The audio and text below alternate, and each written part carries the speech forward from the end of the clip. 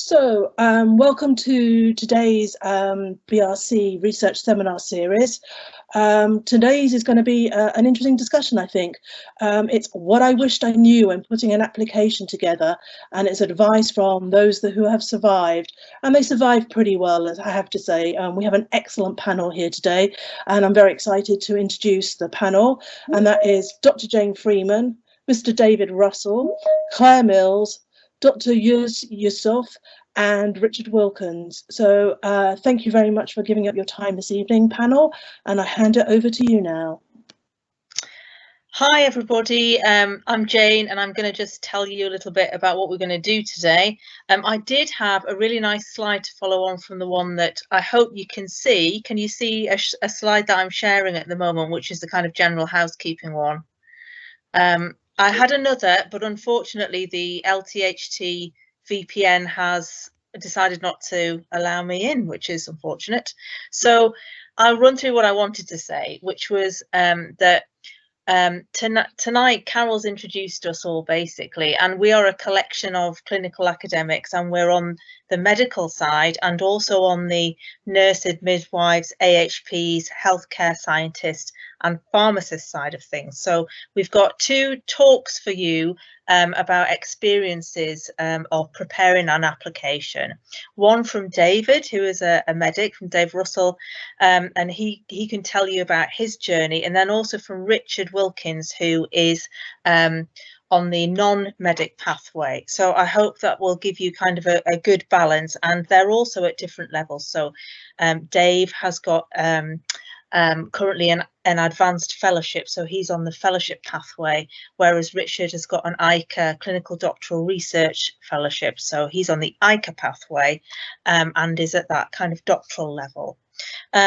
So Richard and Dave are going to give their experiences.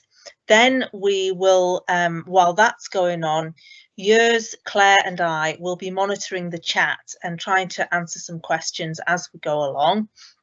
And then Yurs is going to give a bit of a summary once the boys have finished doing their talks, and then we'll go into a bit of a panel discussion where we can answer some of your questions that have come up, and also any that you want to raise your hand and ask. So I hope that's fairly clear. Please feel free to ask questions. We're very keen to share our experiences with you, and I hope you find it useful. The last thing I want to say is that although we do two different pathways, we are very much a community here of all clinical academics helping each other. So please, I hope that comes across, and you feel free to ask questions of any of us. So I think, David, are you going first? I can do, yeah. Fab. Okay, I'll hand over to David, who's going to talk to you. So I'll stop sharing now. And then it's your go, David. Oops. Right. Oops.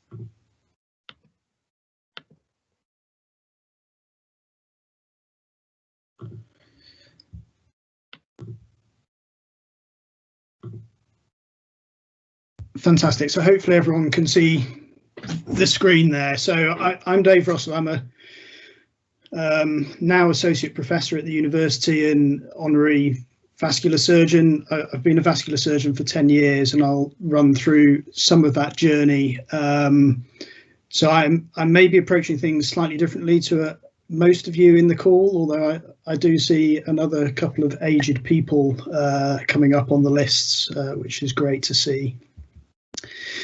So I was asked just briefly to run through the NIHR integrated clinical academic pathway for medics, and I think Richard may be doing something similar for non-medics. So here on the screen you'll see at the top in the grey our traditional pathway through training, from medical school to the foundation programme, into specialist training at a basic level, and then a specialty level, and then into usually a consultant's position.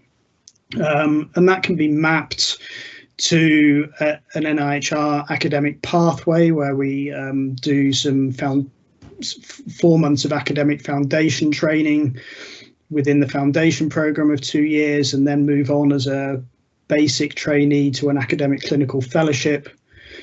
And usually at the end of the ACF, take a step out to look to get a personal training fellowship, so a doctoral fellowship, and then coming back into training at higher training level, and hopefully taking up an academic clinical lectureship, and starting to think towards the end of the ACL towards getting a postdoctoral fellowship, or now an advanced fellowship, which is split into earlier and later career fellowships, before coming on to a consultant as a senior lecturer, with a vision towards moving to a chair. So that's the medical clinical academic pathway. As I said, I'm old, and this slide really is there to back that up. I graduated in '97 and did basic training in Yorkshire and the Humber. I took 2 years out, as most surgeons of that age did, to do an MD, looking at carotid plaques, looking at ultrasound and some basic science markers of plaque instability in carotid plaques, before going on to standard high surgical training in Yorkshire and the Humber, and then a fellowship in Adelaide, before coming back to the UK to take up a consultant post in April 2010. So as an NHS surgeon with an interest in diabetic foot disease. So really, I've done a few bits and bobs, but other than my MD and a year as a lecturer in Adelaide, I hadn't really had any formal academic activity during my training.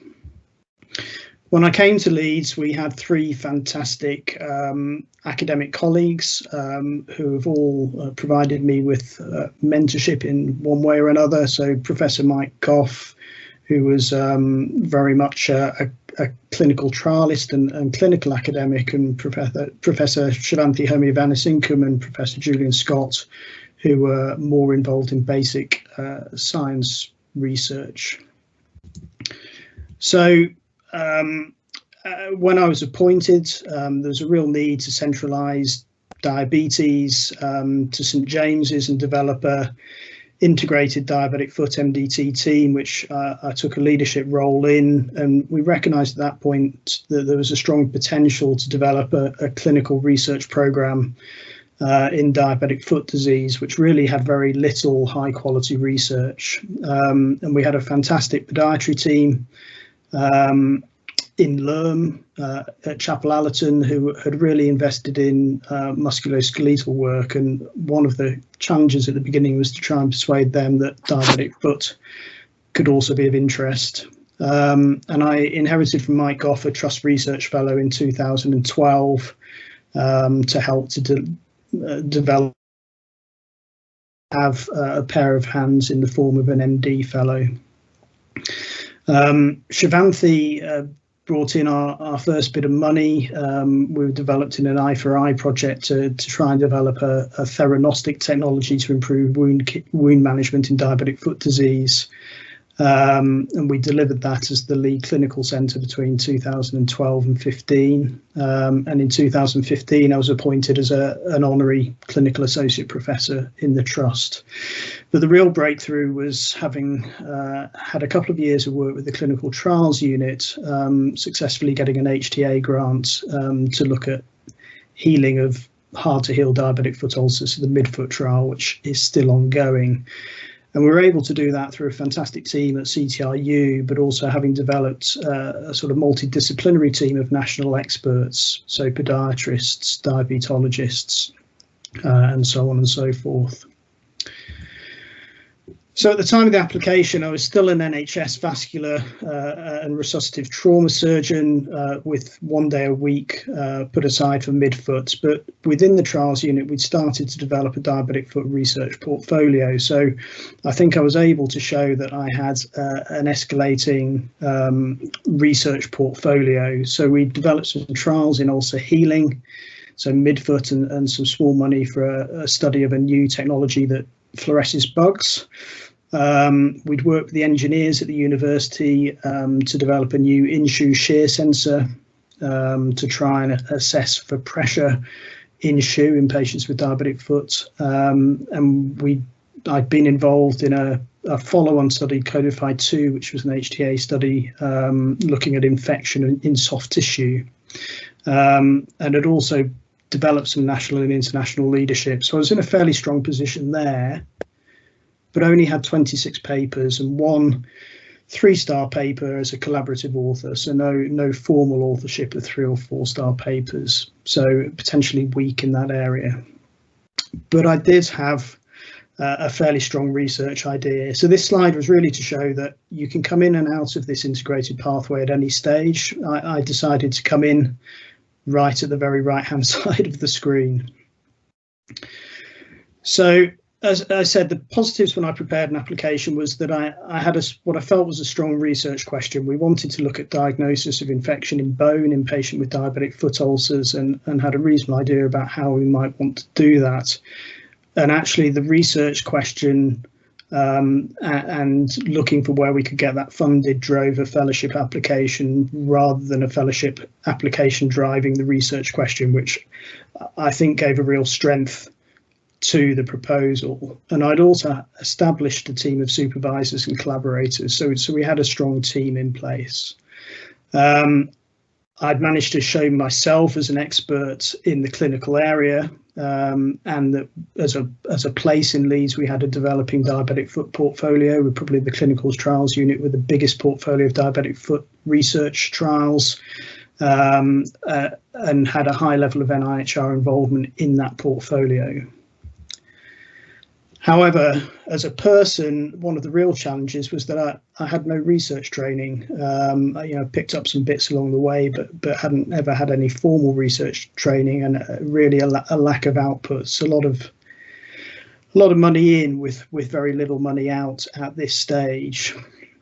And because of the study we were putting together, I really needed some specialist statistical advice that would need to be found outside of Leeds.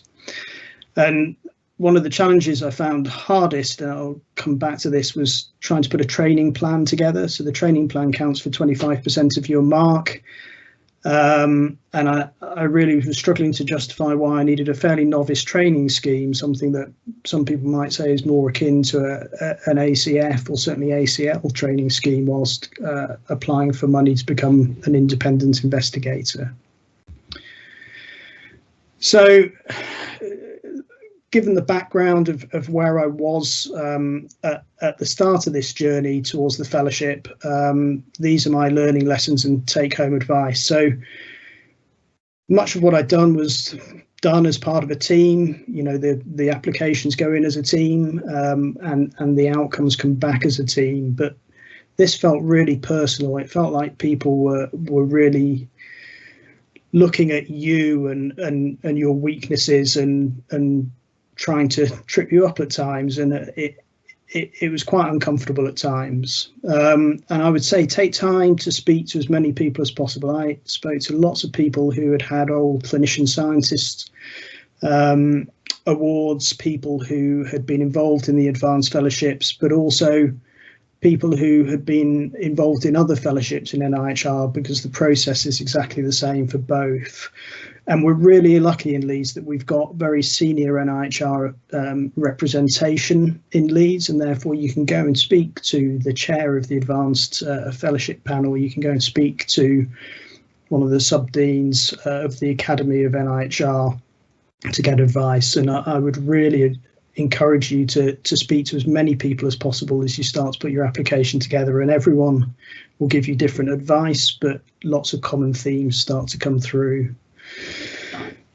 The other thing is to ensure you have a reason for your fellowship. Why are you wanting the fellowship rather than getting funding for your research program from other routes? You know, what is a fellowship going to give you that you can't get elsewhere? And the training plan is the thing that really reflects this. So you need to make sure that the training plan matches you, but is also deliverable within your research plan, so that the research study is the vehicle from which you gain your training, but make sure that if you need sort of specialist regression analyses performed in year 3, that you get that training in year 2. Just make sure the two things match up. The other thing is to be aware of limitation of fellowship funding. So it doesn't pay as much, particularly to other sites, as you might get from HTA studies, for example. So it did certainly to a degree limit what we could put into the research plan. We had to pare back some stuff that we would have included if we'd looked at funding routes elsewhere. And if you're looking at an advanced fellowship, anything over about 1.5 million will be balked at and very difficult to justify. So when you're a fairly expensive consultant, it limits what else you can include in that fundings.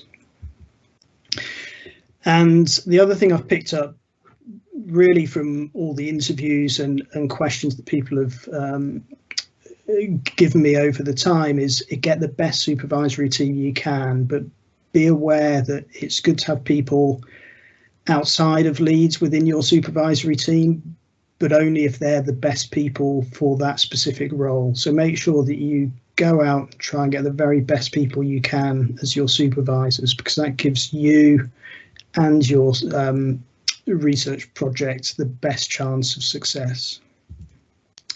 And get formal PPI input early, because particularly in stage 2 and in the interview, there's a lot of PPI that you need to put into the application, and then specific questioning from the PPI people. There's 2 PPI members on the panel, and you can do or die by what the PPI people think. So make sure that you get formal PPI input early.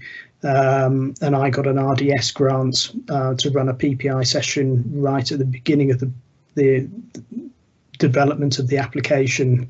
There's also PPI grants available from the University of Leeds. They're both about £500, and I would really recommend that you go and do that early and involve PPI right from the beginning of your application.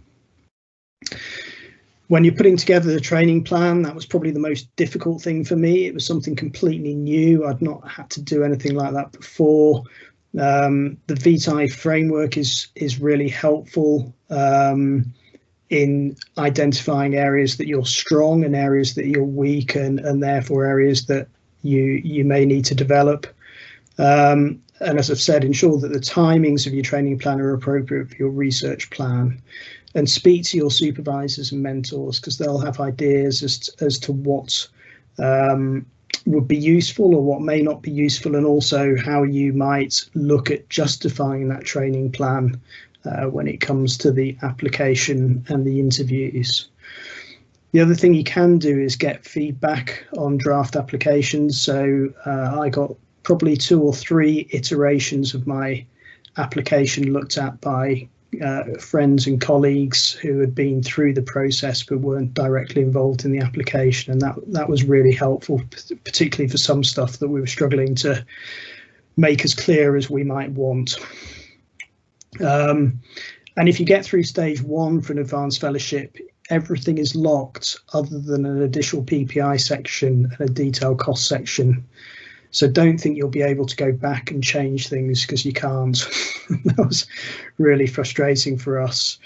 In Leeds, people who are successful at getting through to interview have mock interview sessions, and they were invaluable. They're horrible, really unpleasant experience, but usually done with peers, but the learning is massive, and it made the interview on the day so much more comfortable for having been through that in the few weeks before. So if you get the opportunity, do it as a peer session rather than an individual session, because you will learn so much more. So overall, it was a huge learning experience for me, but it's been a fantastic experience, not just because I got the award, but because we've met some fantastic people along the way, some of whom have become friends, and the support network that's here in Leeds for NIHR fellowships it is really impressive.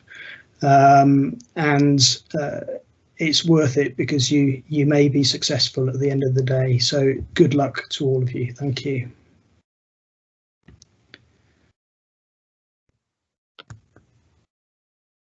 Thank you very much, Dave. That was fantastic. It's great to hear that journey that you've been on, and hopefully that'll inspire other people too. I think we'll take questions after Yus has done a summary, but first of all, I'm going to ask Richard Wilkins to share his experience with you as well. So Richard is currently in the final year, I think I'm right, of his CDRF, and hoping to submit his PhD soon. So Rich, can I hand over to you? Yeah, thanks.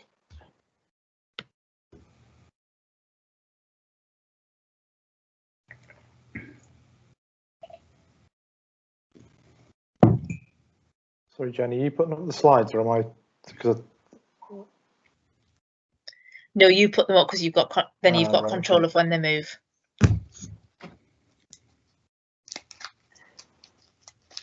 Can you see this? Not yet. I'm sure it'll come shortly.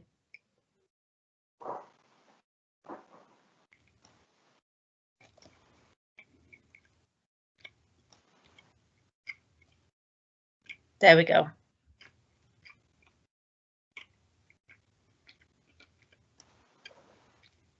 Sorry, all the things are in the wrong place. Okay, here we go. Right. So yeah, I'm so Richard Wilkins. I'm a clinical doctoral research fellow with the University of Leeds, and I sit within the foot and ankle group at LIRM, and that's led by Professor Anthony Redmond. So I applied for an NIHR clinical doctoral research fellowship back in 2014, and I suppose that, you know, I'm right at the, I wouldn't say bottom, but I'm quite near the sort of the early stage of sort of developing a research career. So I'm essentially trying to gain those skills that would allow me to become an independent researcher in the future. So the clinical doctoral research fellowships are about obtaining a PhD whilst developing your own clinical skills. And for me, that was, as a podiatrist, that was about developing myself to undertake the PhD. So a specific research question around improving patient care and patient benefit, whilst developing those clinical skills that we use in clinics. So that may be diagnostic skills, or you know, implementing those that clinical skills into practice. But these schemes are about developing clinical academic leads of the future. So again, the PhD is about enabling me to become an independent researcher of the future. And when you go through the interviewing process, it's about, you have to present that as your, you know, what will this CDRF actually mean to you, and what does it mean for you in 5 years' time or 10 years' time? Very much about the people, the place, the person, the project. So where you are in your career, what kind of institute you're with. So again, I'm with the foot and ankle group at Leeds, which is part of the BRC at Leeds. It's got a very successful track record in developing those skills. And I've also gone through the process twice. So my 2014 application failed, which at the time was very personal, but it was actually for the best, because in hindsight, and following the 2015 successful application, it was absolutely the right decision at the time. So my PhD is around ankle hemarthrosis and haemophilia, and it's about essentially trying to establish the prevalence of hemarthrosis and blood-induced ankle arthritis in patients with severe and moderate haemophilia. So it's very common for those patients to have bleeds within their joints, and it leads to quite substantial osteoarthritis of the talocrural joint. And the ankle that you see at the on the right-hand side there is a 30-year-old male haemophiliac. So they end up with very chronic end-stage ankle arthritis and quite significant effect on their patient-reported pain and disability. But this wasn't established at the time when I started my PhD, so I was trying to establish the prevalence of hemarthrosis and hemarthropathy and the effect on joint disease, the impact of the disease on patients' health-related quality of life, and specific foot and ankle outcomes and treatment, and also trying to develop a targeted intervention about how to manage that disease. So being a podiatrist, that was in the form of non-surgical, non-pharmacological interventions. So footwear and modified foot orthoses and modified footwear. So I developed this project around 3 work packages. So the impact and prevalence, this mechanism of action study. So this boot in the right hand corner is actually something we use specifically in haemophilia, and we've used it clinically for the last 10 years. And the principle being that actually fixation of the ankle with the boot, this rocker bottom sole and something at the back there called a sash heel, which compresses under load, mimics the action of the ankle, and therefore you reduce the demand on the ankle joint, and that therefore would potentially reduce the burden on the patient's disease. So we developed this project about trying to establish the mechanism of action of this study, which was a biomechanical study, and that would translate into a feasibility randomized controlled trial before I did a postdoctoral study. And so that's essentially what I've been undertaking over the past 5 years. So I've done it part-time, mainly because I wanted to maintain my clinical practice. So I've done 2 days clinical and also done the PhD over the other 3 days. So the benefit of doing that 5-year project was, I wanted to maintain the clinical aspect of my career and do the PhD at the same time, but also gives you a lot longer to do the project in regards to if you do the project over 3 years or you do it over 5 years, your ethics take the same amount of time regardless. So it gives you a little bit more flexibility in regard of the time, and also I've got a young family as well, so it kind of takes off the sort of the immediate burden of that as well. So it's maybe been a little bit more manageable from a family point of view. And within that, the benefits of the fellowship you have to present to the NIHR is it's essentially about what's going to be the benefit to the patients. And there's a specific mantra at the time when I undertook mine that there needs to be the evidence of patient benefit of within 5 years of you finishing your PhD. And that was mine, was around kind of trying to delay the irreversible consequences of bleeding into the ankle joint, trying to improve interventions in this patient group and mainly reduce patient disability and pain. Treating haemophilia is very expensive, and at the time treating hemarthrosis or bleeds, you're talking anywhere between £600 and £6,000 per bleed in extra factor use. So it's very expensive treatment, and we had good evidence at the time from audit that we're reducing bleed rates by about 80%. So in some patients it was up to 20 bleeds a year. So we had some good quality evidence at the time that we can make a big difference to the cost effectiveness of this, also providing evidence for long-term treatment of these patients. But also, this is the same principle in arthritis of the talar joint of osteoarthritis and end-stage OA related to trauma. So there's transferable knowledge to other conditions, and that's become quite relevant now as I come towards the end of my PhD. And then there was also the benefit to myself within the structure of the NIHR CDRF, that it's a structured pathway to me becoming a clinical academic lead in conjunction with having excellent mentorship, so which I'll come to in a second. And it's also, at my stage of my career, it allows me to strengthen collaboration, so form collaborations with other research centres, with other academics, to make that next step into becoming an independent researcher. So from an application point of view, this people, place, person project was, we've gone through the project. It was fairly sound in that there's obvious clinical benefit there, and that the project was very structured. That we were establishing the prevalence, we're looking at the impact of the condition, and then we're looking at a targeted intervention in that patient group. The people that I worked with is, this very strong clinical academic group we have at Leeds is. My primary supervisor was Professor Anthony Redmond, who leads the section of clinical biomechanics and physical medicine, and he's got a very good, strong background in developing clinical academics, of which Dr Heidi Siddle was one of them. But he's also an NIHR senior investigator, so he's embedded within NIHR. Dr Heidi Siddle is a clinical academic podiatrist, and at the time of my application, she was coming towards the end of her PhD. So she was absolutely the right person to be a clinical supervisor and a PhD supervisor. So she's really helped me on my journey through my clinical and academic training. She actually was a mentor and part of my PG cert in diagnostic ultrasound. I've got a biomechanist was specific to my training, and this is one of the kind of downfalls of my original application is, Professor Redmond he's a professor of biomechanics, but I didn't actually have a sort of day-to-day named biomechanist on my application. So going back to what Dave Russell said before about having specific people and having the right type of academics or clinical academics around you is very important, and he really strengthened my second application. And Rebecca Walwyn is she's a statistician at the CTRU, but she's also a statistician of complex interventions.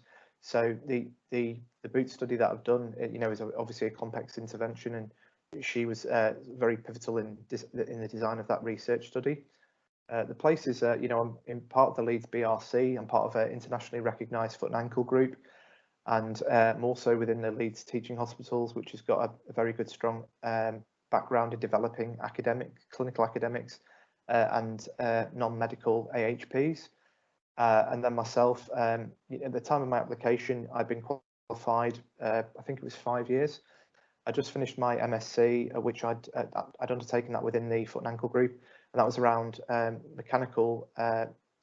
mechanical contributors to dactylitis in psoriatic arthritis, which I got a publication, and I wouldn't have got that at the time if I'd not been within the research group I was in at the time. And I also started to work on some developing some small grants within that as well. So I'll just jump to this slide, and this kind of displays my clinical academic journey up to the point I got my application. So, there was that progression from band 5 through to band 7 at the time. So I've got the clinical side at the bottom, the academic side at the top, and what actually strengthened my application at the time, which was I had the MSc and my band 6 and band 7 jobs showed real progression through and helped with my actual application. That there's an obvious journey there that I've gone from a band 5 newly qualified podiatrist with a BSc in podiatry to a MSc, which is very clinically focused, but so it was a very clinical academic MSc, which also coincided with me going from band 6 to band 7. And during the MSc and my academic and my clinical journey, I had a small article published in Podiatry Now. I got a £500 bursary from the College of Podiatry and BSR to go and present the research that I undertaken, and I also had my first author paper. So there was a couple of small, a first author publication, a couple of smaller sort of article type publications, and also had a 23 grand equipment grant. So it showed that those two £500 bursaries and that £23,000 equipment grant showed some track history in essentially bringing money in. The failed application and the successful application showed progression, because I learned so much from the first application.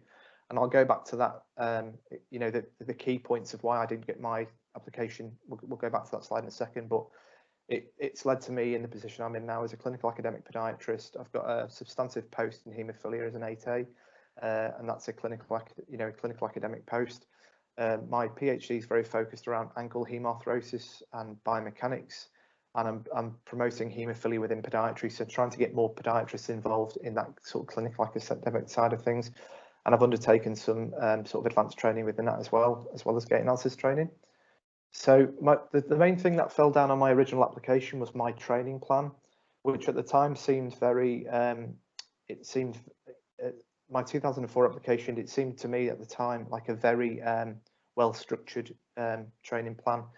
And the downfall of it was essentially that I thought I was looking at trying to accrue all of these master's level credits to, make it look more robust. But what it came down to is actually there's far too much there for me to do, because the PG cert in medical ultrasound is it took me 2 years to do that, and the clinical hours are very substantial, and so is the independent prescribing course. And in reality, I would never have achieved doing both of those courses at the same time through my training plan. And what I did between those two applications, I actually went and did the independent prescribing, and I did a steroid injection course. So it completely took those out, and we changed it to just doing the PG cert in medical ultrasound. And the other courses I did were actually just short courses, and that was aimed around me actually delivering the PhD as opposed to accruing all of these master's level credits.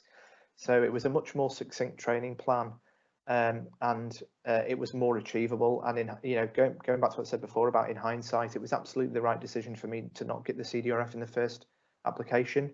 And I went back with a much stronger application, and it was much more succinct and directed at me achieving the aim of completing that fellowship.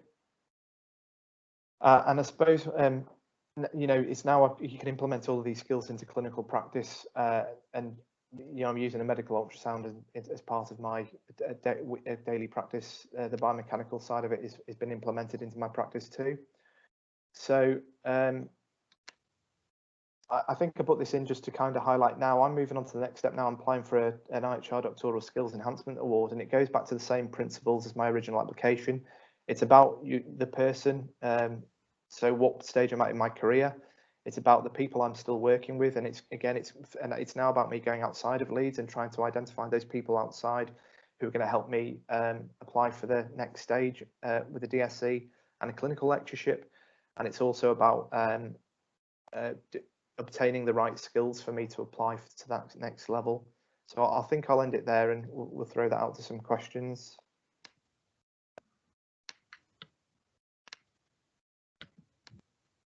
Thanks.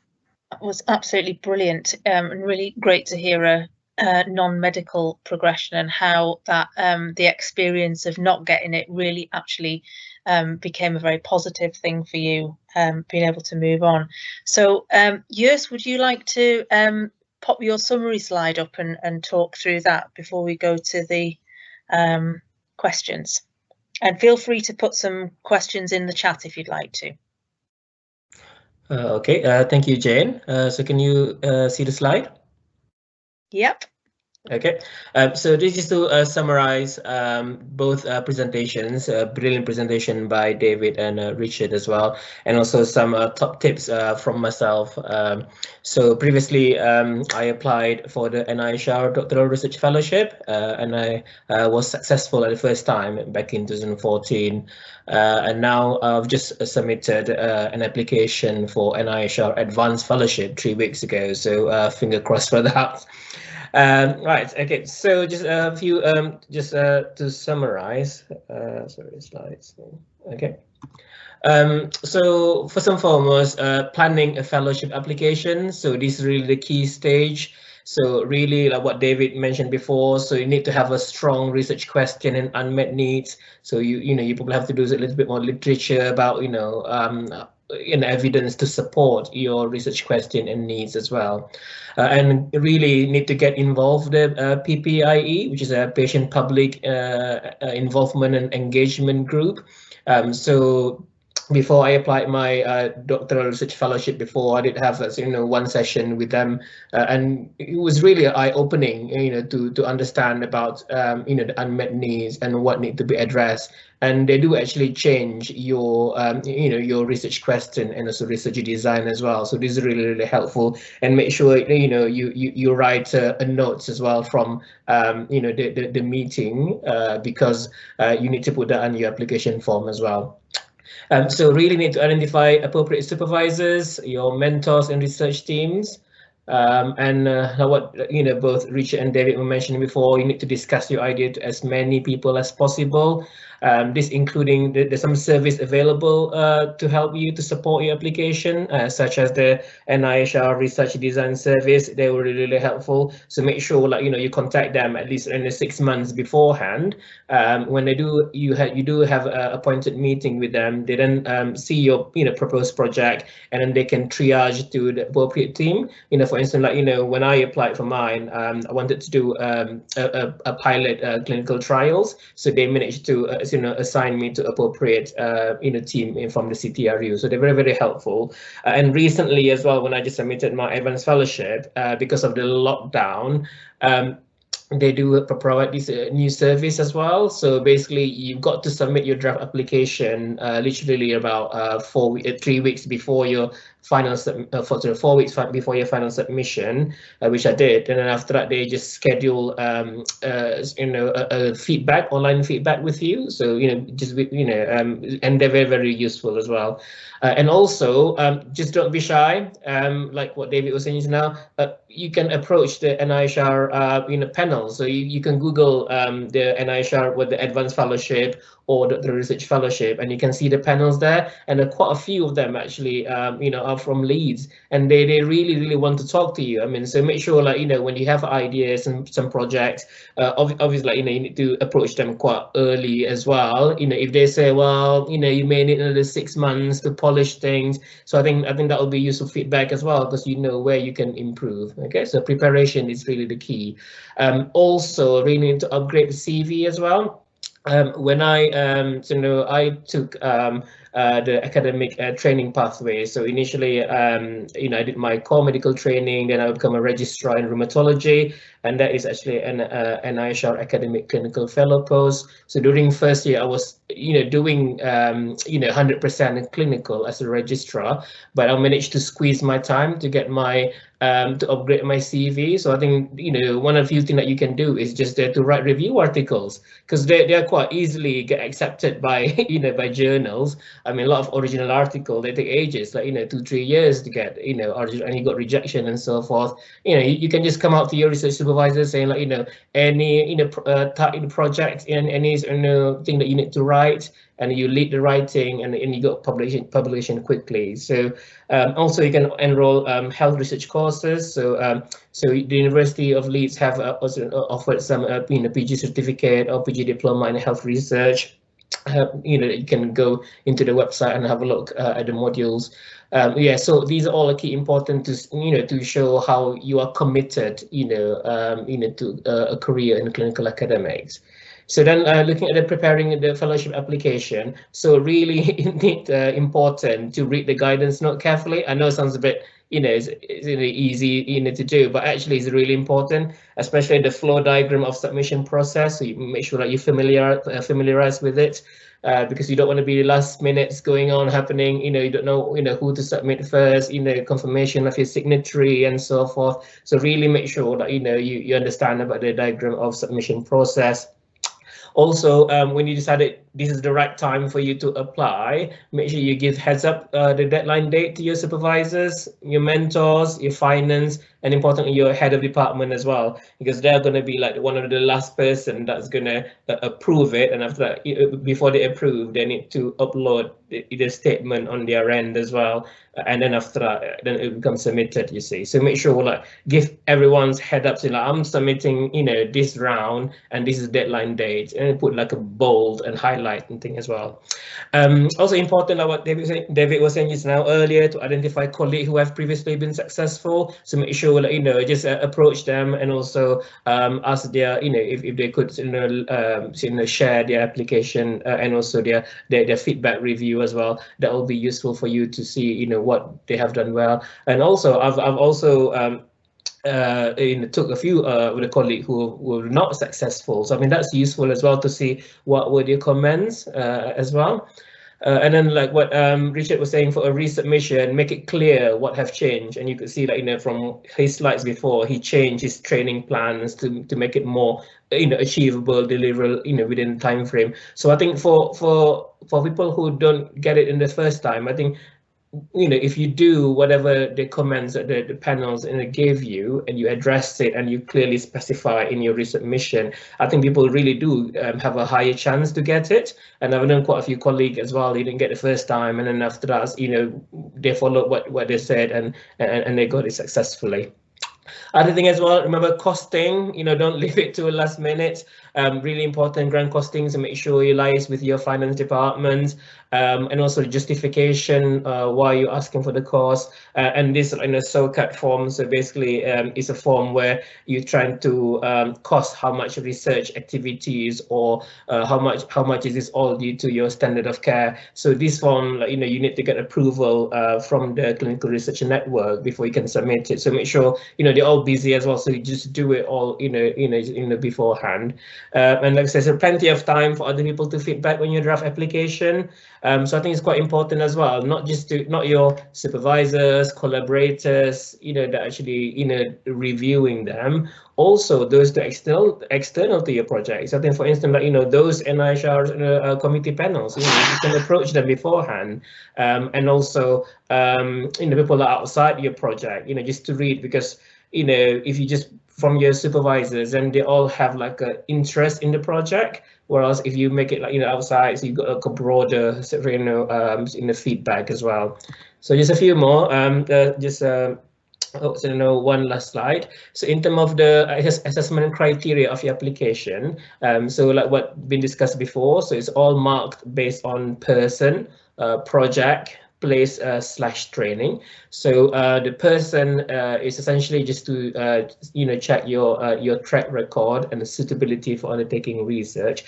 So basically the panels are very fair. So they benchmark you based on the stage of your career. For instance, if you are in like a clinical training and you've never got like a dedicated research time, so they will see how much in the clinical trainings before your application, how much output you have done.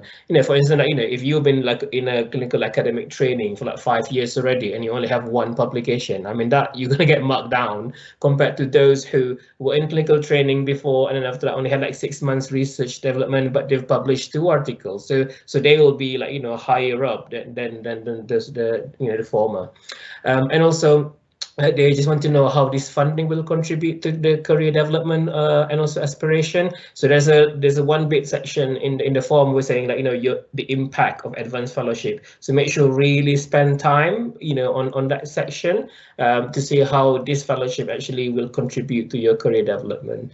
So in terms of the project, so always bringing research to the patients and how your project will benefit the public and health and care services. They really emphasize on the methodology aspect and also research design. So really need to be to focus to make sure that it sounds a method, because if not, then you're going to get scrutinized for that. Because NIHR really keen on the methodology. So impact of your research, so again, impact into the patient, public and healthcare services, and impact to yourself as well.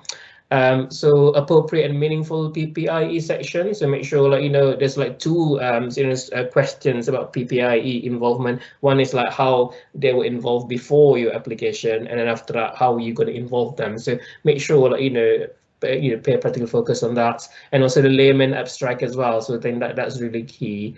And also the deliverable, also make sure the gun, you need to provide a Gantt chart, see what month you're going to achieve this, training, recruitment and so forth. Really they look into your Gantt chart as well. So and the third one is the place / training. So I think really the key message here really just to make sure this is actually a fellowship. Okay, it's a personal fellowship that's awarded to you, okay, under your name.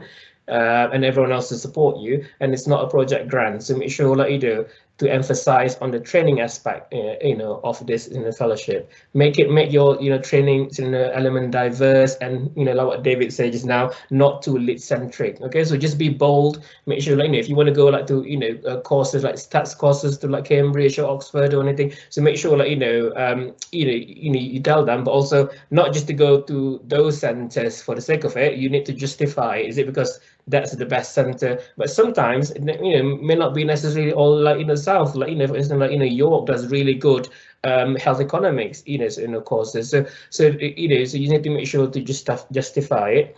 And also emphasize on the quality of the training proposed. So basically so make sure the courses, so that the training have to be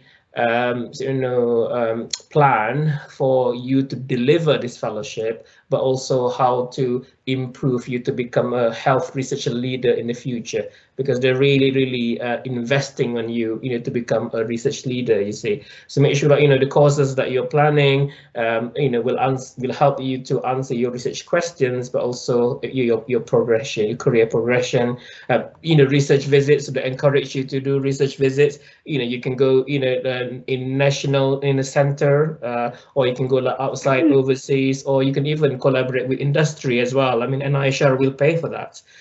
Conferences, and also make sure, and lastly, you need to do integration with your clinical training as well. So they will mark you on the suitability of your research supervisors and mentoring team, and also lastly, the host, this host organization statement support. So a lot of people sometimes do this the last, because people, whichever department you're on, they tend to have like a standard templates thing where everyone else using the same thing. But really, like, you need to make sure as well, on top of that, you need to make sure that this is tailored to you. For instance, if your department have paid you before like 6 months because there's 3 years of potential, so make sure you just put that as well all inside there. Okay, thank you. Thank you very much, Yus. That's great. Would anyone like to ask any questions?